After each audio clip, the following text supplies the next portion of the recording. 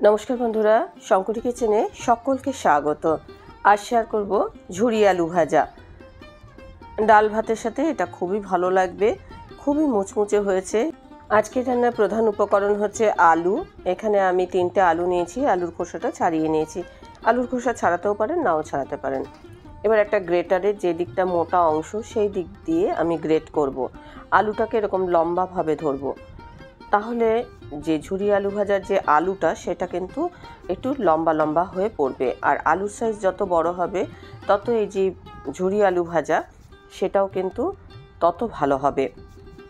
আলুগুলো কাটার সময় আপনারা ওপর থেকে নিচ পর্যন্ত এরকমভাবে কাটবেন। এবার এটাকে কিন্তু ঘষে দেবেন না, ঘষে দিলে আলুগুলো কিন্তু ভেঙে ভেঙে যাবে। দেখুন আলুগুলো কিন্তু লম্বা লম্বা হয়ে পড়ছে। কিছু টিপস ফলো করলে এই ঝুরি আলু ভাজাগুলো দেখতে এবং খেতে খুব ভালো হবে। একদম অনুষ্ঠান বাড়ির মতো ঝুরি আলু ভাজা আপনারা তৈরি করে নিতে পারবেন। এরকমভাবে ঘষবেন না, একবার উপর থেকে নিচ পর্যন্ত লম্বা লম্বা করে টানবেন। দেখুন এই যে আলুগুলো লম্বা লম্বা হয়ে পড়ছে। আজকের রেসিপিটা দেখার পর আপনাদের যদি ভালো লাগে তাহলে অবশ্যই একটা লাইক, শেয়ার ও কমেন্ট করবেন। বেল আইকন সমেত আমার চ্যানেলটা সাবস্ক্রাইব করে আমার পাশে থাকবেন। বেল আইকনটা ক্লিক করা থাকলে আমার যে কোনো রেসিপি বা আমি যাই আপলোড করি না কেন সবার আগে নোটিফিকেশান আপনার কাছেই পৌঁছে যাবে। দেখুন আলুগুলো এখন কাটা হয়ে গেছে। এবার আলুগুলোর মধ্যে যে স্টার্চটা আছে সেই স্টার্চটা আমি চিপে চিপে বের করে দেবো। দেখুন কতটা পরিমাণে এই আলু থেকে জল বেরোচ্ছে, এটাই কিন্তু আলু স্টার্চ। এই আলু স্টার্চটা থাকলে এই যে ঝুরি আলু ভাজা সেটা কিন্তু ভালো হবে না। এবার আমি একটা পাত্রে আলুগুলোকে নিগড়ে দিয়ে দিচ্ছি, স্টার্চটা আলাদা করে নিচ্ছি। দেখুন কতটা পরিমাণে স্টার্চ বেরিয়েছে। এবার এই আলুটাকে আমি ভালো করে ধুয়ে নেব। এই স্টার্চটা আপনাদের আমি দেখাবার জন্যই আলাদা করে দেখালাম যে এই স্টার্চটা থাকলে কিন্তু আলু ভাজাটা ভালো হবে না।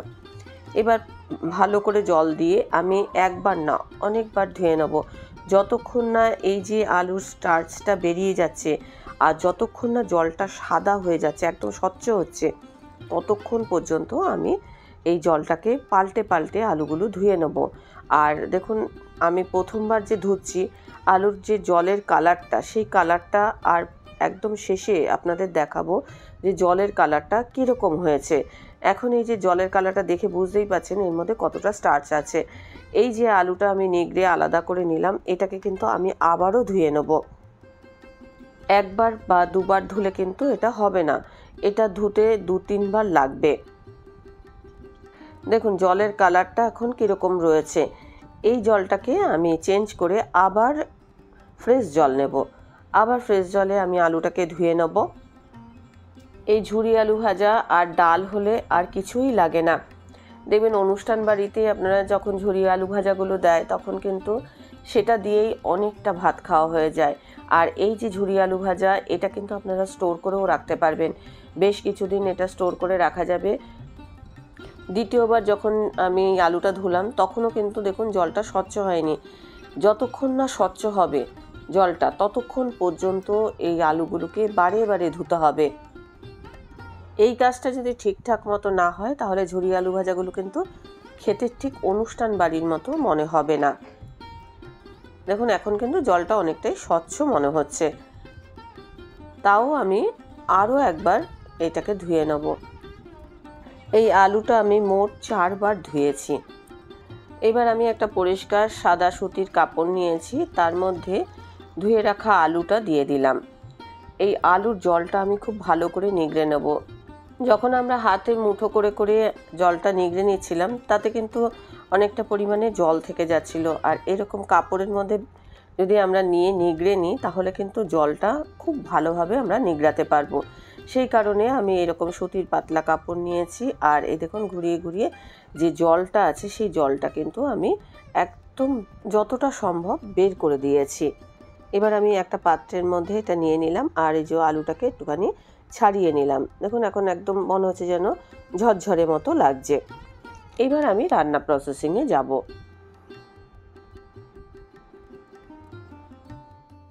এটা ডিপ ফ্রাই করতে হবে, সেই জন্য পরিমাণ মতো সাদা তেল দিতে হবে। সবার আগে আমি 3-4টে শুকনো লঙ্কা ভেজে নিচ্ছি। শুকনো লঙ্কার ফ্লেভারটা খুব ভালো লাগবে, আর শুকনো লঙ্কা বোটা সমেতই আমি ভেজে নিচ্ছি। এবার আমি 1 মুঠো চিনেবাদাম দিয়ে দিলাম। এই রান্নায় চিনেবাদামটাও খুব ভালো লাগে।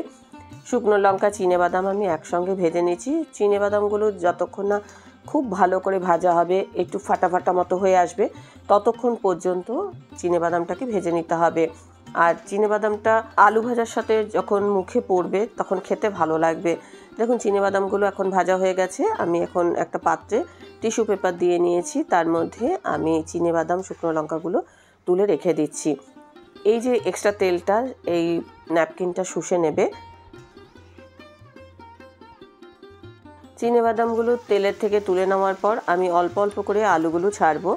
আলু বেশি পরিমাণে দেব না, একসঙ্গে সব দিয়ে ভাজলে কিন্তু ভাজাটা ভালো হবে না, তাই অল্প অল্প পরিমাণে আলুগুলো দিয়ে ভাজতে হবে। আর মিডিয়াম টু হাই ফ্লেমে আমি আলুগুলো ভাজবো। ভাজতে ভাজতে আলুগুলোর মধ্যে কিন্তু একটা কালার আসছে, দেখুন এখনও কিন্তু ভাজা হয়নি। ভাজার সময় আপনারা গ্যাসের ফ্লেমটা মাঝারি করে রাখলেও যখন আপনারা আলুগুলো তেলের থেকে তুলবেন সেই সময় গ্যাসের ফ্লেমটা একটু বাড়িয়ে দেবেন, না হলে এক্সট্রা তেল আলু অ্যাবজর্ব করে নেবে। সেই জন্য আলুটা যখন তেলের থেকে তুলবেন সেই সময়টা গ্যাসের ফ্লেম বাড়িয়ে দেবেন। আর একইভাবে আমি সব আলুগুলো ভেজে নেব। আলুগুলো ভাজার সময় আমি কোনো কিছুই ব্যবহার করব না, আমি পরে মশলাগুলো মেশাবো। তেলের পরিমাণ আরও বেশি হলে আরও অনেকটা পরিমাণে আলু ভেজে নেওয়া যাবে, তবে আমরা যেহেতু ঘরে এটা রান্না করছি তাই তেলের পরিমাণটা একটু বুঝেই আমরা ব্যবহার করব, কেননা এই তেলটাও আবার আমাদের রান্না করে খেতে হবে। অনুষ্ঠান বাড়ির মতো ঝুরি আলু ভাজা খাবো, কিন্তু আমাদের স্বাস্থ্যের কথাও ভাবতে হবে।